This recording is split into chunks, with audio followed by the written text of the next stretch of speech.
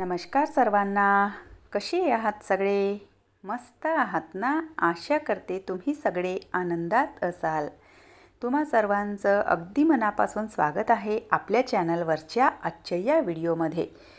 तर फायनली पुन्हा आणखी 8 दिवसाच्या ब्रेकनंतर पावसाने पुन्हा आणखी हजेरी लावली आहे. आणि बघा, जेव्हा पावसाळ्यामध्ये पाऊस येतो ना, तर त्यावेळेला इतकं छान वाटतं. म्हणजे मुळात मला ना पावसाळा पाहिजे तेवढा आवडत नाही, पण ऋतूंचा जो बॅलन्स आहे तर तो खरंच एक राहायला हवा. पावसाळ्यामध्ये छान असा पाऊस पडायला हवा आणि हिवाळ्याच्या दिवसांमध्ये छान अशी थंडी पडायला हवी. आणि उन्हाळ्याच्या दिवसांमध्ये तर विचारायचं काही कामच नसतं.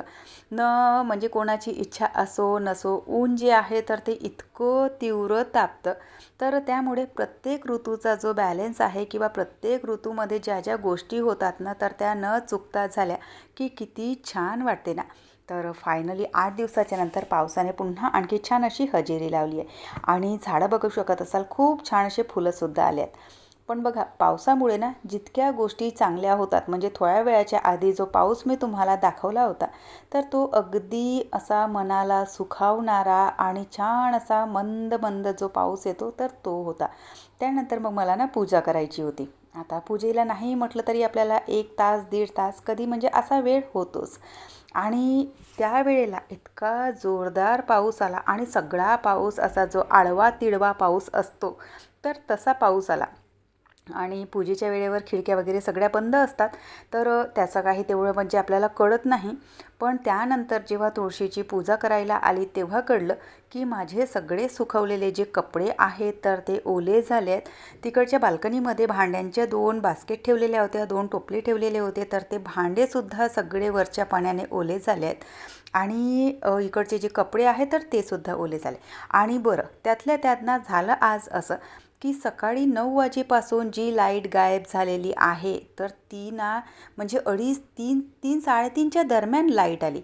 आणि आज लाईट काही होती नाही, त्यामुळे मग सगळे जे कपडे आहेत तर ते मी हातानेच धुवून टाकले.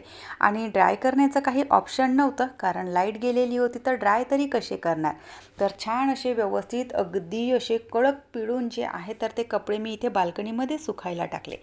आणि या पावसाने सगळा असा गोंधळ घातला आणि माझी बघा इतकी जी मेहनत आहे तर ती सगळी अशी वाया गेली. एकतर लाईट नव्हती, तर कपडेसुद्धा सगळे हातानेच धुवावे लागले आणि पुन्हा त्यांना अगदी असं कडक पिळून पुन्हा इथे वाळत घातलं. त्यातल्या त्यात सगळ्यांच्या आंघोळीचं जे पाणी आहे तर ते गॅसवरच गरम करावं लागलं. तर असा बघा, आज पाऊस आणि लाईट अशा दोन्हीही गोष्टीने इतका गोंधळ घातला. शेवटी मग लाईट तर काही होती नाही, ते कपडे मी तिथेच राहू दिले आणि त्यानंतर मस्त छान एक झोप घेतली. कारण बघा, म्हणजे सकाळची कामं इतकी होऊन जातात ना, आणि सकाळी तशीही मी लवकर उठते.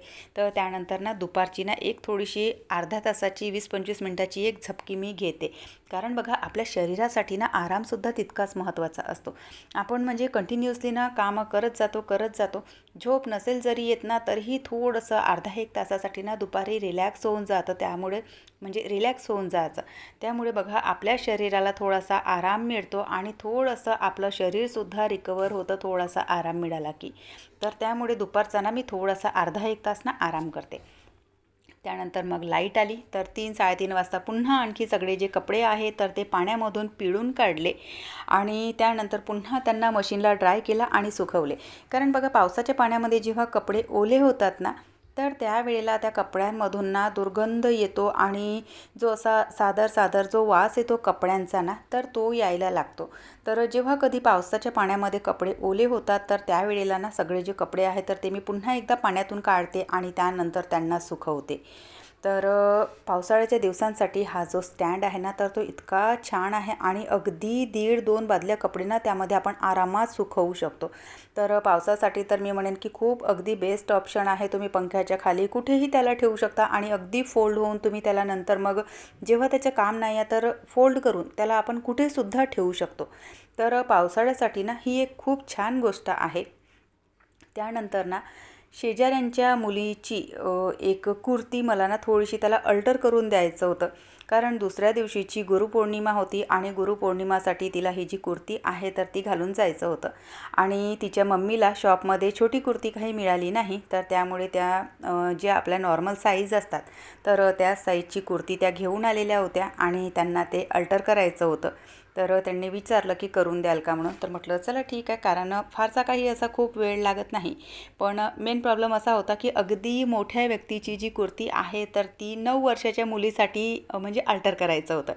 तर केली ती शेवटी आणि अशा प्रकारे ही जी कुर्ती आहे तर ती तिला फिट बसलेली होती, म्हणजे व्यवस्थित झालं सगळं.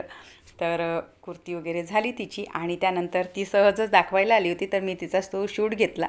त्यानंतर मग सायंकाळच्या वेळेला ना मार्केट होता. तर पावसामुळे ना मार्केटला जायलासुद्धा खूप उशीर झाला होता, कारण एकतर पाऊस इतका होता आणि त्यातही मग आपण बघा पाऊस थांबण्याची वाट बघतो, तर अशाच याच्यामध्ये ना मला वेळ झाला. तर आधी म्हटलं आता पाऊस थांबलेला आहे, कारण आता पावसाळ्याचे दिवस आहेत तर पाऊस तर येणारच.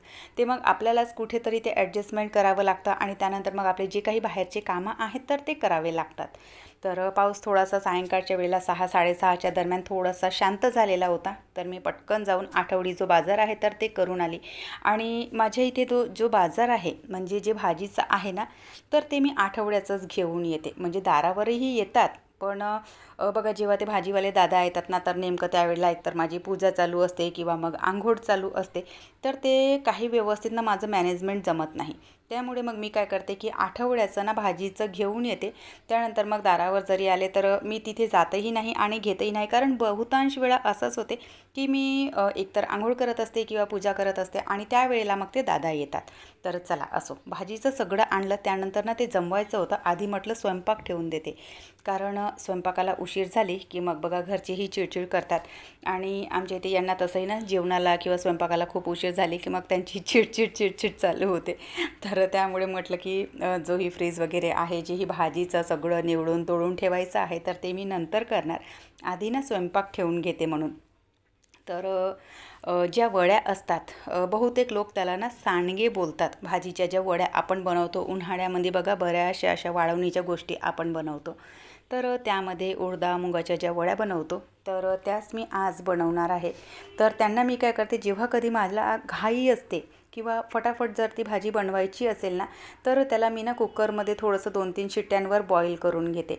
आणि तसंही बघा आजकाल आपण काय करतो, ज्या डाळी आहेत तर त्या मशीनवरून आपण दळून घेऊन येतो. आधी ना छान असं सील आणि काय म्हणतात त्याला, सीलबट्टा म्हणतात बहुतेक, वाटा आणि वरवंटा म्हणतात कदाचित. तर त्यावर आधी सगळ्या त्या वाटल्या जायच्या, तर ती भाजी बघा अगदी ना झटकेफट शिजायची. पण आता सगळं मशीनवरून जेव्हा आपण असं वाटून आणतो ना, तर त्या वड्या मी बघते की म्हणजे बरोबर लवकर शिजत नाही. तर त्यांना मी काय करते, अशा प्रकारे ना कुकरमध्ये थोडंसं बॉईल करून घेते. म्हणजे 2-3 शिट्यावर छान असं बॉईल केलं की त्यानंतर मग ती जी भाजी आहे ना, तर ती छान अशी झटकेपट शिजून जाते. आणि वड्यांना बॉईल करते वेळी मी आलूसुद्धा धुवून त्यामध्येच टाकून देते आणि खूप असं पाणी टाकायचं नाही, नाहीतर मग बघा खूप अशी ती पांचट लागते भाजी. थोडंसं पाणी टाकायचं, तर मस्त झटकेफट अशी ना 25 मिनटात किंवा 20-25 मिनटामध्ये जी भाजी आहे तर ती बनून म्हणजे शिजून तयार होऊन जाते. सगळ्यांचे जेवण आटोपले आणि त्यानंतर मग जेही भाजीचं मला ठेवायचं होतं तर ते भाजीचं मी इथे ठेवायला घेतलं. आणि सोबतीला हे ना टी व्ही बघताना दिसले मला तिथे सोफ्यावर बसलेले, तर म्हटलं थोड्याशा ज्या शेंगा आहेत तर त्या कट करून द्या. कारण हे सगळं करता करता बघा 11 11:30 वाजून जातात, कारण स्वयंपाक सगळा आटोपला. त्यानंतर मग जेवणं खाणं असतं, भांडे स्वच्छ करायचे असतात, किचन क्लीन करायचे म्हणजे किचन क्लीन करायचं असतं. तर अशा बऱ्याचशा गोष्टी असतात आणि याच कामांमध्ये 10-10:30 वाजून जातात. आणि त्यानंतर मग भाजीचं सुद्धा ठेवायचं होतं. तर जेही काही म्हणजे भाजी वगैरे तोडायची असते, सांबार वगैरे तोडायचा असतो, तर तो मी सासूबाईंकडे दिला होता. आणि थोड्याशा शेंगा वगैरेही तोडायच्या होत्या, तर त्या मी हे बसलेले होते तर यांच्याकडे दिलं. कारण बघा आपण एकटंच जेव्हा करायला घेतो किंवा आपण एकट्याच्याच भरवशावर जर करतो म्हटलं ना, तर इतका वेळ होतो आणि आपल्याला सगळ्या कामांचं नियोजन बिघडतं. तर त्यामुळे घरातले जर कोणी खाली असतील तर त्यांच्याकडून मदत घ्यायला काही हरकत नाही, कारण दिवसभर आपल्याला एकट्यालाच करायचं असतं.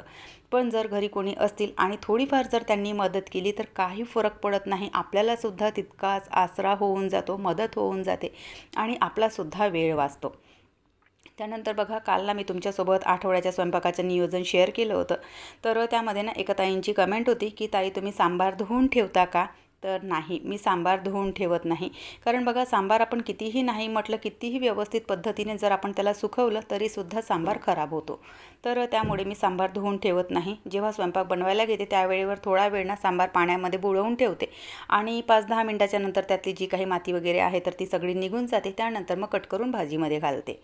तर त्यानंतर बघा, सगळं असं ना व्यवस्थित करून घेतलं आणि बघा, अशा पद्धतीने जेव्हा आपण सगळं भाजीचं आठवड्याचं घेऊन येतो आणि अर्धा 1 तास वेळ दिला की त्यानंतर सगळं भाजीचे ना व्यवस्थित असं सॅग्रिगेट होऊन जातं आणि आठवडाभर आपल्या मागे स्वयंपाकाची टेन्शन राहत नाही.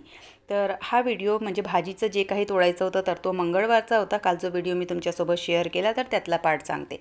आणि त्यानंतर जे काही मसाले वगैरे बनवायचे होते, जी रेसिपी होती तर ती गुरुपौर्णिमेच्या दिवशीची होती.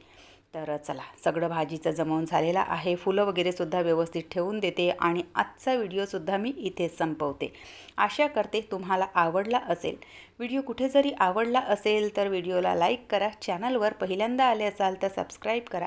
बेल आयकॉनसुद्धा क्लिक करा, जेणेकरून मी जेही व्हिडिओ अपलोड करते, जेही व्हिडिओ मी पोस्ट करते तर त्याचं नोटिफिकेशन तुम्हाला व्यवस्थित मिळत राहील आणि माझे जे व्हिडिओ आहेत तर ते तुम्हाला बघायला मिळतील.